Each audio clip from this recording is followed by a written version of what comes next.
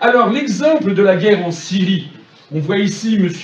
John Kerry qui vient ici rencontrer cette pauvre Lady Catherine Ashton of Upholland, dont je parlais hier dans la conférence, d'ailleurs l'Europe c'est la paye, hein, qui est la ministre des Affaires étrangères prétendument de l'Union européenne.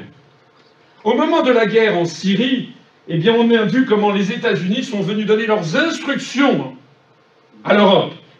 Sur cette photo, on n'a pas l'impression que l'Europe pèse de tout d'un grand poids face aux États-Unis. Hein. On voit cette pauvre Catherine Ashton, qui d'ailleurs est d'une incompétence notoire, qui est là, qui on a l'impression, excusez-moi l'expression, mais elle serre les fesses, elle est là. Et il y a le ministre des Affaires étrangères des États-Unis, le secrétaire d'État, qui lui donne ses instructions. Je rappelle quand même qu'il s'était invité à la réunion des ministres des Affaires étrangères de l'Europe, c'est de là que ces photos sont prises, hein, en Estonie, pour dire qu'il fallait que l'Europe soit entièrement derrière les États-Unis pour l'affaire de l'agression en Syrie. Que c'était de la faute des Syriens, vous savez, l'affaire du gazage des populations. Et c'est exactement comme les réunions de jadis, le pacte de Varsovie, lorsque l'Union soviétique intervenait, lorsque Brejnev venait arriver, ils s'embrassaient sur la bouche, à peu près comme Kerry avec Madame Ashton, ils s'embrassaient sur la bouche avec les dirigeants est-allemands. Il y a une célèbre photo Brejnev et Honecker qui s'embrassent sur la bouche, à la slave. Et puis ensuite, tous les pays du bloc de l'Est, le doigt sur la couture du pantalon, disaient oui, l'Union soviétique a eu raison d'intervenir en Afghanistan pour lutter contre le droit de cuissage et les féodaux afghans, etc., pour maintenir la révolution.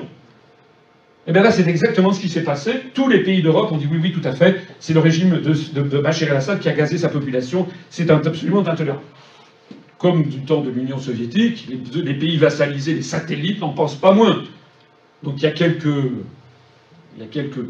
certains se vautrent plus que d'autres dans la servilité. C'est actuellement, malheureusement, le cas de la France, puisque le président de la République française, monsieur... Enfin, j'ai même... Ça m'écorche la bouche de reconnaître que monsieur Hollande est président de la République française. Il est surtout gouverneur, pour le compte d'autrui, de la province France de l'Empire américain. Monsieur Hollande s'est précipité, mais il a été d'ailleurs désavoué par l'Allemagne, l'Italie, qui ont dit oui, c'est tout à fait vrai, Bachar el-Assad est un grand méchant, mais nous, on n'ira pas. Donc il y a les deux Larman de service, c'était le Premier ministre britannique et M. Hollande, et qui se sont mis dans la roue des Américains. C'était à Vilnius, donc en Lituanie, pas en Estonie, comme j'ai dit à tort tout à l'heure. Les Européens tentent de légitimer une attaque jugée inéluctable. C'était le 6 septembre 2013. Hein. Après le fiasco du G20, les Européens se retrouvent en Lituanie pour tenter de retrouver un semblant d'unité. Voilà. Enfin, c'est un Tardy qui avait décrit avant ce qui allait se passer. Le soutien et les opposants aux frappes en Syrie. On a ici le soutien politique, donc les États-Unis et puis la France, enfin acteurs des frappes, des petites frappes, quoi. Et puis le soutien politique acquis au sommet du G20, et puis en revanche l'opposition.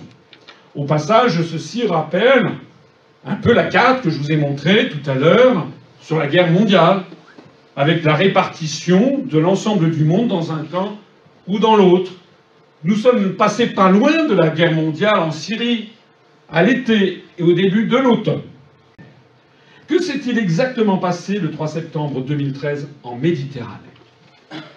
Alors ça, c'est quelque chose qui est très important, parce que ce qui s'est passé en septembre de cette année restera certainement dans les livres d'histoire, quand progressivement la poussière du quotidien et du superficiel sera retombée.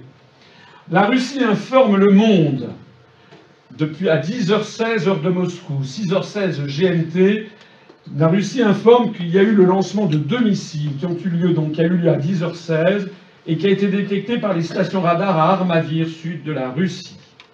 Selon les agences de presse russes, les engins ont été lancés de la partie centrale de la Méditerranée vers la côte est. Il y a eu 2 lancements qui sont tombés dans la mer. Le ministre de la Défense, Sergei Shoigu, est précisé par les dépêches de presse qu'il a informé le président russe Vladimir Poutine, commandant en chef des forces armées. Première information. Selon les agences de presse occidentales, 1 heure ou 2 après, ce n'est qu'un peu plus tard que le ministre israélien de la Défense a annoncé avoir mené avec succès dans la matinée un tir de missile radar dans le cadre d'un exercice militaire israélo-américain. Et puis ensuite, un peu plus tard, toujours dans la même journée, cette fois-ci c'est de nouveau de Russie, que l'agence de presse russe Interfax indique que selon une source militaro-diplomatique russe, il pouvait s'agir de tirs visant à affiner les relevés météorologiques, et citait une autre source russe affirmant qu'il était possible que les destroyers de la 6e flotte de la marine américaine aient tiré à blanc ou des leurres pour tester l'efficacité du système de la défense antimissile syrien. Ces tirs pourraient avoir pour but d'intimider le peuple syrien et désorganiser la communauté internationale. Qu'est-ce qui s'est passé au juste? Selon un certain nombre d'analyses, cette présentation contradictoire faite par plusieurs agences de presse mérite d'être en fait corrigée. Ce qui se serait passé, c'est qu'effectivement 2 missiles ont été tirés à 06h16 GMT de Méditerranée orientale, comme c'est précisé ici. En effet, ils auraient été envoyés par des destroyers de la 6e flotte américaine et non pas par des tirs israéliens. Le problème, c'est qu'il ne se serait agi ni de tirs météorologiques, ni de leurres, mais de véritables missiles, dans le cadre d'une attaque surprise décidée par le gouvernement américain et Obama contre la Syrie. C'était le début de l'attaque syrienne. Et ce qui se serait passé, d'après, paraît-il, c'est qu'en fait, le système de la défense antimissile syrien, en réalité tenu par les Russes, aurait immédiatement réagi, aurait envoyé des missiles S-300 qui auraient l'un détruit le premier missile américain et l'autre l'aurait dévié, l'aurait fait plonger en Méditerranée orientale, donc l'aurait neutralisé. Et donc, d'un seul coup, d'un seul, ce qui se serait passé, eh bien, c'est que tout simplement, les Américains auraient perdu cette première attaque et que l'ensemble des militaires du monde qui voulaient savoir ce qu'il en était exactement de la défense antimissile aérienne russe a pu constater que ce que disaient les Russes est vrai, c'est-à-dire que les Russes auraient désormais 15 ans d'avance sur les Américains en termes de protection anti-aérienne.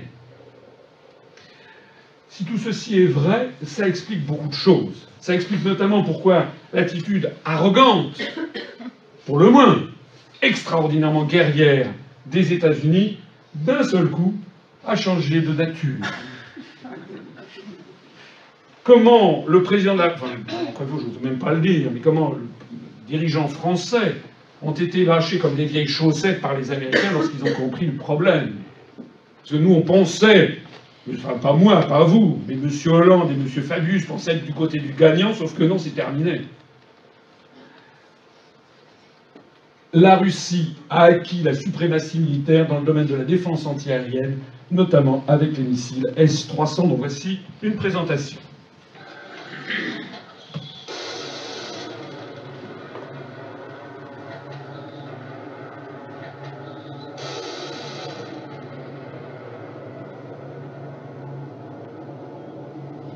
Il y en a un qui part à la recherche de l'autre, il va détruire le premier en vol d'ailleurs. Voilà.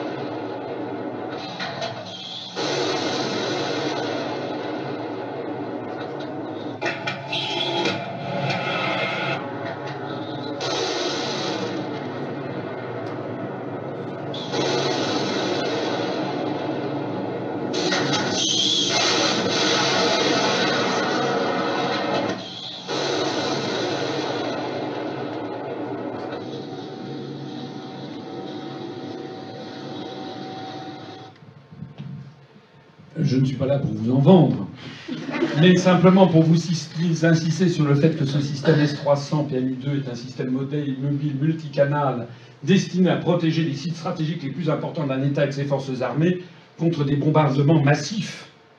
Les États-Unis disposaient de la maîtrise des cieux, ils ne disposent pas de la maîtrise du sol. Dès qu'ils envoient une infanterie, comme on le voit en Afghanistan, en Irak, ils sont obligés de se mettre dans des espèces de forts chabrolles, tellement il y a des attentats suicides tout autour d'eux pour les faire partir. Comme le disait Charles de Gaulle, les Américains finiront par se faire détester par tout le monde, ce qui est le cas. En revanche, effectivement, ils n'avaient pas leur pareil pour aller bombarder un pays à 10 000 mètres d'altitude et le neutraliser. On l'a vu avec l'Irak, par exemple, avec l'affaire Saddam Hussein. Mais ce qui est nouveau, on avait un peu oublié, c'est que la Russie est l'héritière de l'URSS. Et rappelez-vous ce que je disais tout à l'heure sur Mutual Assured Destruction. Il y a quand même un potentiel militaire russe qui n'est quand même pas rien. C'était la deuxième armée du monde après celle des États-Unis, avec des producteurs nationaux russes extraordinaires. Ils ont des ingénieurs considérables. Et donc, petit à petit, après l'effondrement de l'URSS, eh bien, les dirigeants russes, et au premier rang desquels Poutine, ont tout simplement focalisé la construction militaire russe, la production militaire russe, justement vers se protéger de la grande force américaine qui est la maîtrise militaire américaine des cieux. D'où le S-300, qui peut être tiré au moyen d'avions de combat, de missiles de croisière, de missiles balistiques tactiques d'une portée de 1100 km. Le 8 octobre 2008, ce missile on ne savait pas s'il était efficace, maintenant c'est avéré. La Russie est en train, grâce à ce missile, de les vendre, et de les vendre évidemment aux pays qui vont être sous sa coupe. La Biélorussie, vous savez que l'OTAN a décidé, malheureusement nous sommes dans l'Union européenne, donc décidé d'installer des missiles contre la frontière entre la Pologne et les États baltes contre les Russes, ce qui fait que nous, ça nous met dans le camp anti-russe, puisqu'on est dans l'Union européenne, et qu'en échange, la Russie a décidé d'installer en Biélorussie, justement, suite à de signer un accord de défense antiaérienne commune, et d'installer donc des S-300 le long de la frontière avec l'Union européenne. Je signale que la Russie a signé et vendu des accords, des S-300, avec des pays qui sont en train de passer sous leur domination.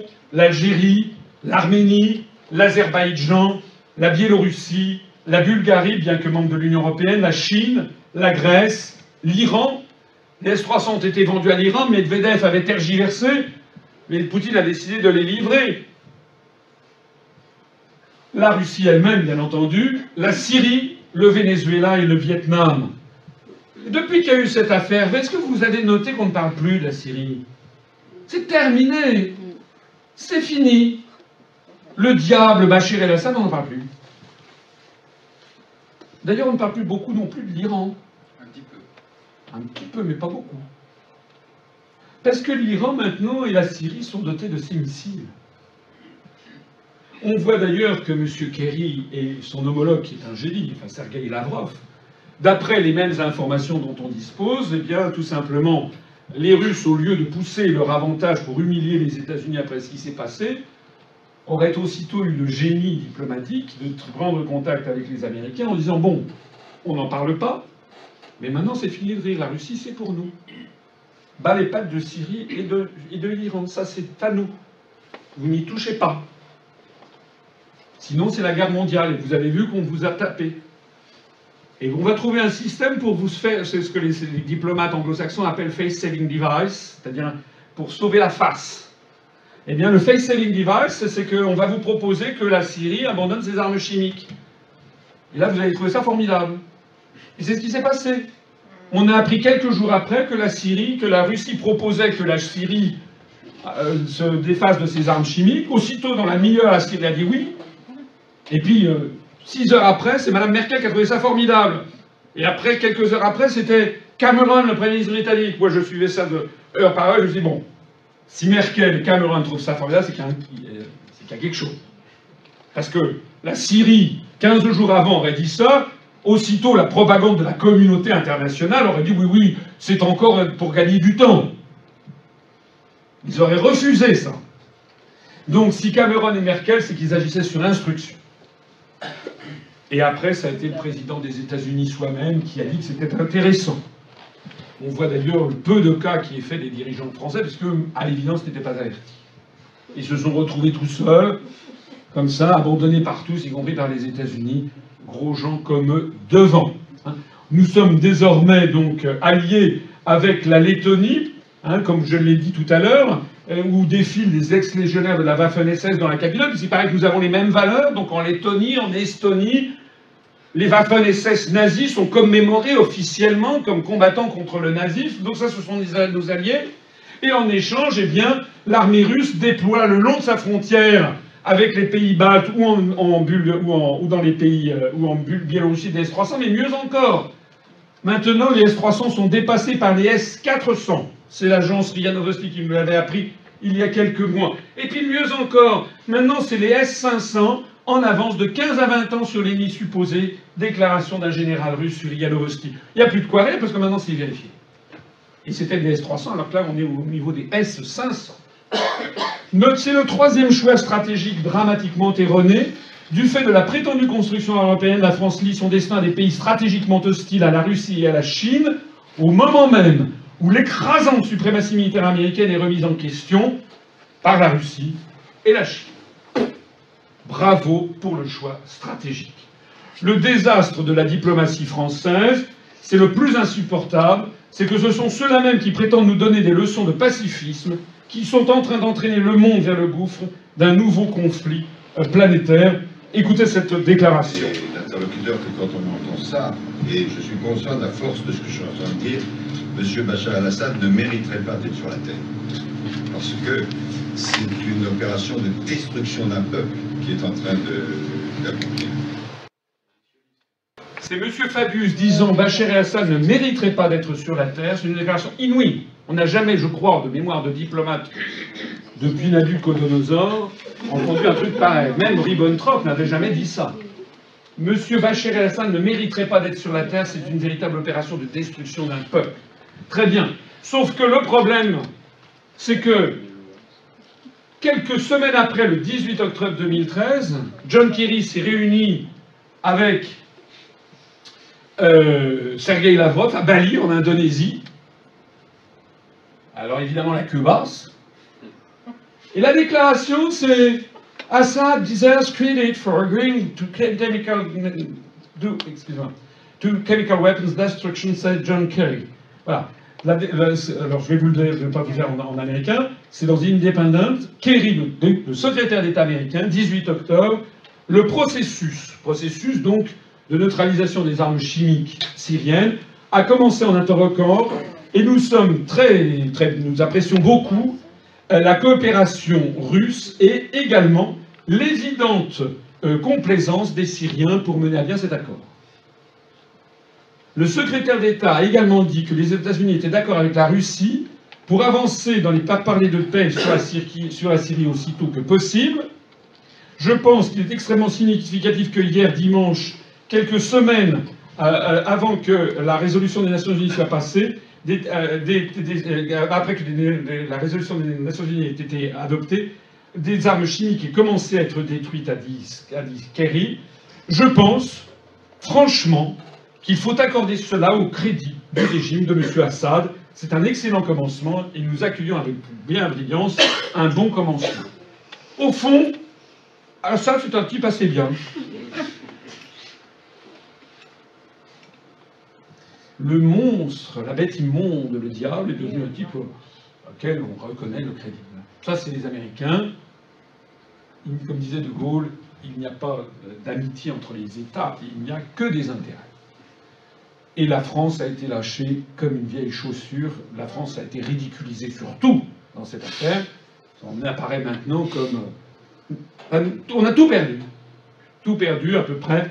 Enfin, il restera quand même une histoire. Il faut espérer qu'on va balayer cette clique qui dirige la France maintenant depuis un certain nombre de décennies. Mais enfin, on est en train de détruire l'acquis de la France depuis François Ier dans les États du Moyen-Orient.